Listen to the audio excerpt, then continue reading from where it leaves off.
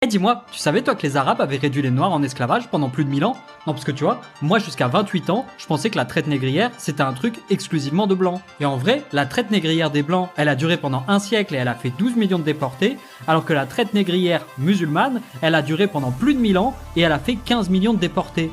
Mais alors pourquoi on n'en parle jamais? Non parce que j'ai quand même l'impression qu'on parle énormément de la traite négrière des blancs dans des films et des chansons, mais jamais de la traite négrière musulmane ou bien de la traite négrière intra-africaine qui a aussi fait 15 millions de déportés. Peut-être parce que la traite négrière des blancs c'est la seule dont on a les photos, et peut-être aussi parce que les blancs ils ont laissé leurs esclaves se reproduire, alors que les musulmans, pendant 1000 ans, ils ont coupé les parties génitales des esclaves.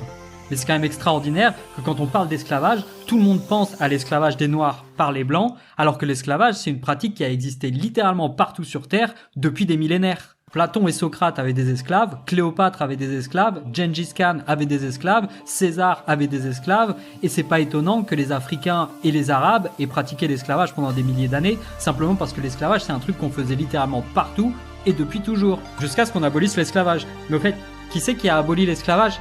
Ah oui, c'est ceux qui ont fait la révolution industrielle et qui ont développé la philosophie morale. C'est-à-dire, c'est les Blancs.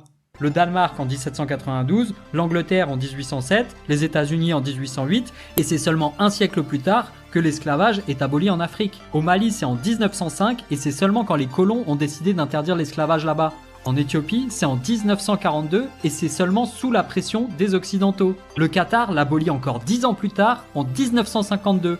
Et l'Arabie Saoudite et le Yémen, c'est encore 10 ans plus tard, en 1962. C'est-à-dire qu'un siècle et demi après que l'esclavage ait été aboli en Europe, ils continuaient de le faire en Arabie Saoudite et au Yémen. Mais les champions toutes catégories, c'est la Mauritanie qui interdit l'esclavage en 1980, mais à ce moment-là, il n'y a pas de décret d'application parce que cette loi contredit le Coran qui autorise l'esclavage. Et c'est seulement en 2007 qu'il y a enfin une loi qui va criminaliser l'esclavage en Mauritanie. Et on compte encore aujourd'hui des centaines de milliers d'esclaves en Mauritanie. Donc en gros, l'esclavage c'est une pratique qui a duré depuis toujours, qui a été abolie par les Blancs, qui l'ont abolie partout sur Terre